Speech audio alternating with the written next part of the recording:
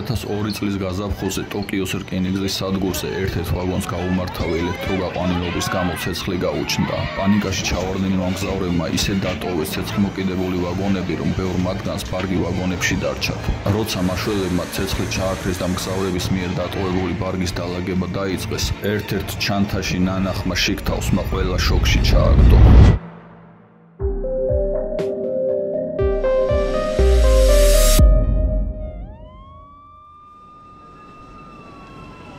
ჩანთაში მოზარდი გოგონას სხეული იპოვეს. ის ცოცხალი იყო, მაგრამ სასტიკად დასახიჩრებული. ყველა კიდური ამპუტირებული ჰქონდა.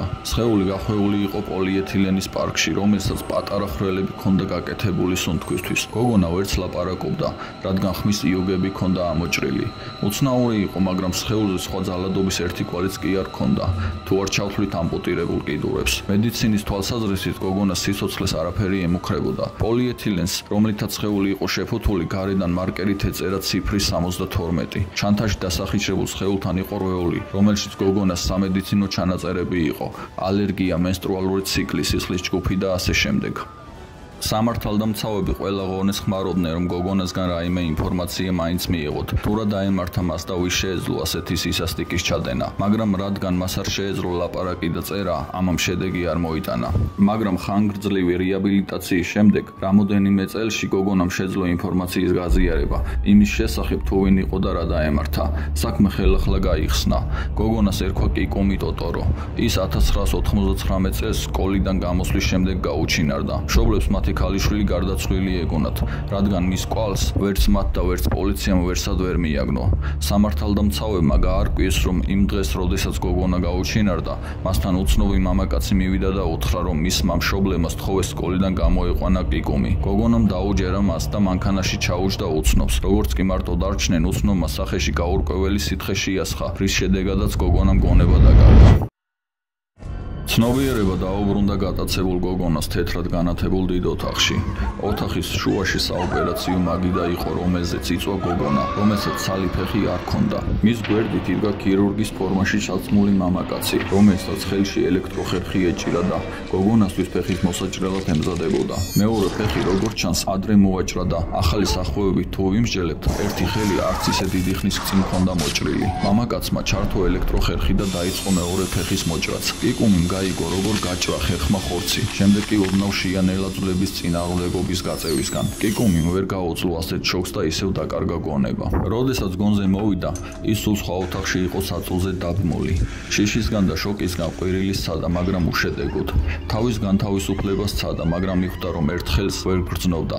ხელის ადგილი შეხვეული ჰქონდა სახვევით და მიხვდა, რომ იმ გოგონას მსგავსად, რომელიც ოთახში ნახა, მასაც მოაჭრეს ხელი. ოთახში სხვა გოგონებიც იყვნენ საწოლზე დაბმულები. ყველა მათგანს კიდურები ჰქონდა მოჭრილი. ზოგს 2, ზოგს 3. მას არც ერთი არ იღებდა. ზოგი თავის განთავისუფლებას ცდილობდა, ზოგი კი ჩუმად ტიროდა.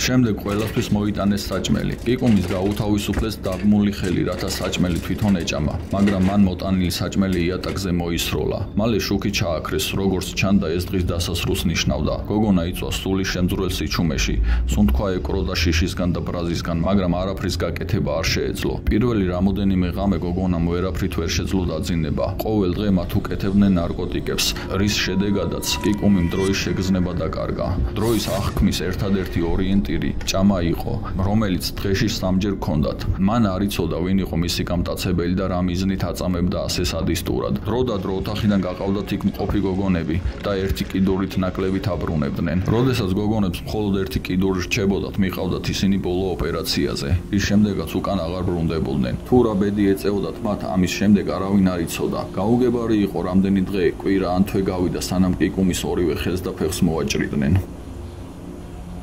დადგა დრო, როცა იგი სხვა ადგილზე გადაიყვანეს, რომელსაც საგამოფენო დარბაზი ერქვა. გვალი ფორმის ოთახში კედლის გარშემო შემაღლებულ პლატფორმებზე იდგა საწოლები, სადაც კიდურებ მოჭრილი გოგონები იყვნენ. ცენტრში იყო საოპერაციო მაგიდა, მის გვერდით კი საოპერაციო ხელსაწყოები. სწორედ იმ მომენტში კიკუმი პირველად დაინახა თავისი მტანჯველი, თეთრწვერიანი ასაკოვანი მოხუცი კაცი. ერთი შეხედვით ჩვეულებრივი მოხუცი, სახეზე ნაოჭებით, თანაგრძნობით და სიკეთით სავსე თვალებით. მოხუცი მიუახლოვდა კიკუმის და მოხსნა ის ჯაჭვები, რომლითაც ის საწოლზე ძაღლზე იყო დაბმული. გოგონა მთელი ძალით ცდილობდა დაეკბინა თავისი მტანჯველი, მაგრამ როგორც ჩანს მოხუცი ამისთვის მზად იყო და კიკუმი ისევ საძვალზე დააბრუნა. გოგონას ცუდი ქცევისთვის მოხუცმა ზურგზე გაუკეთა ლითონის ფირფი და სპეციალური შესაკრავით. შემდეგ მოიტანა მოწყობილობა, რომელიც ფარს გავდა და გოგონას ზურგზე დამაგრებული მოწყობილობის დახმარებით ფარზე დადო და დააფიქსირა. შემდეგ აწია ჰაერში და კედელზე ჩამოკიდებული დატოვა. სამუშაო რომ დაასრულა მოხუცმა, შოკი ჩააქრო და ოთახიდან გავიდა. ამ მდგომარეობაში გატარებული ყოველი წუთი გოგონასთვის ჯოჯოხეთზე უარესი იყო.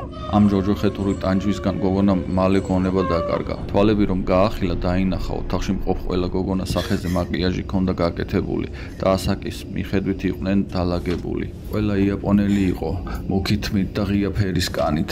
შემდეგ ოთახში კაცი შემოვიდა ხელში გაურკვეველი სითხის სავსე ბოთლით და ყველა გოგონა სათითაოდ დაალევინა. ამის შემდეგ მწამებელმა მოხუცმა შეამოწმა თითოეული სხეულის მდგომარეობა.